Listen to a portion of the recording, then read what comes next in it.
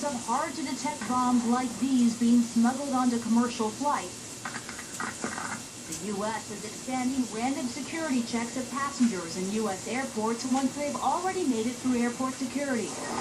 Those second checks at the gate could include an additional bag search, passenger pat-downs, and hand swabs for traces of explosives. One part is the potential threat to airplanes. The other part is the threat to passengers who are queuing up in a security line, and somebody's trying to bring a bomb, maybe rudimentary device, a bomb, and could blow people up in the security lines. The stepped-up measures are partly in response to Al-Qaeda and the Arabian Peninsula's propaganda magazine, Inspire, laying out a new recipe to concoct non-metallic bombs with simple household products.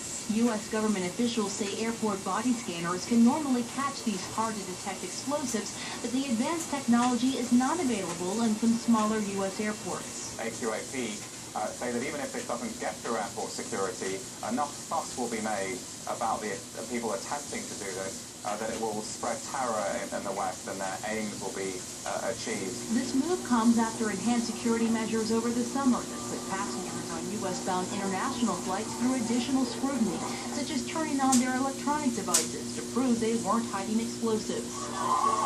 Following the latest terror attacks in Paris, and renewed efforts by ISIS to target U.S. government officials, DHS is also stepping up security at federal buildings in more U.S. cities, as U.S. law enforcement is being asked to stay on a heightened state of vigilance.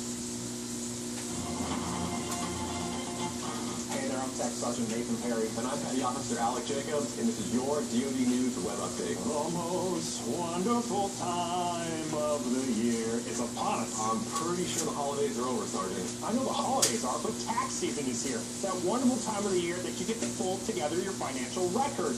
Just thinking about it puts a big smile on my face. What? I don't know what alternate reality you're living in, but tax season stresses me out. I mean, I have to spend my time and my money trying to figure out who owes what to where. That really does sound awful, but why don't you just use Military OneSource? They provide no-cost professional tax help that's tailored to military members. And the best part is you can do it from home, any time of the day, no appointment needed. You sold me, Tech Sergeant, you sold me. More info, head to DODlive.mil or, of course, military1source.mil/taxes. Within minutes of hitting newsstands across France, the new issue of Charlie Hebdo was gone. I went to the newspaper store at 8 in the morning, and they told me that they had only 100 copies, and they sold everything in 15 minutes. The new issue was released exactly 1 week after terrorists laid siege at the magazine's Paris headquarters, killing 12. On Wednesday, a major terror group released a video claiming responsibility. The intelligence community has now determined that this AQAP video is authentic. AQAP, or Al-Qaeda in the Arabian Peninsula, claimed the attack was years in the making. The State Department is taking the video seriously. We're still looking at every piece of information to determine, exactly the links here between the attackers and AQAP, particularly specific members of AQAP, like you noted, Anwar al-Awlaki. AQAP stopped short of taking credit for the hostage crisis at a kosher grocery store days later, where another attacker who pledged allegiance to ISIS inflicted terror. New images like this empty stroller reveal the extent of that scary day. This investigation now an important part of a global effort to rein in the threat of terror. In Washington, I'm Salman Sarfati.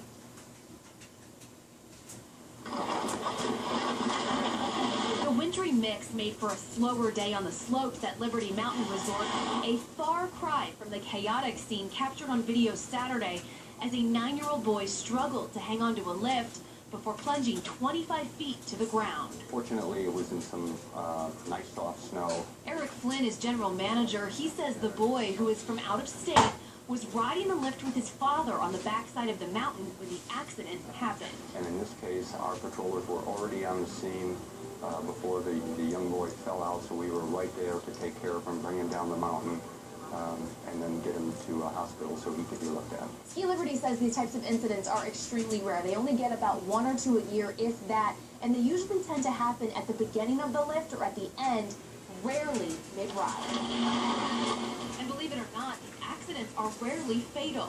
According to the National Ski Areas Association, there have been 15 deaths reported in the last 4 decades and no fatalities from a chairlift malfunction since 1993. So how can you ensure your own safety? First and foremost, use that bar. And once you're seated, stay that way. If you do drop something, a glove or a pole, just leave it there. Our lift attendants see that all the time. They grab it, they give it to the folks on the next chair, and they'll bring it up to the top of the mountain for you.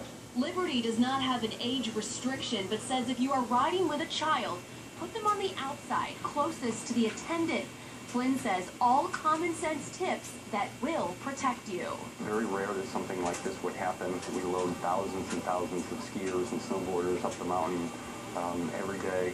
And unfortunately, this one just didn't go quite right. The resort says it is still unclear whether or not that little boy had his safety bar down, but they did have the State Department of Labor and Industry out here this weekend and have determined there was no malfunction in their equipment.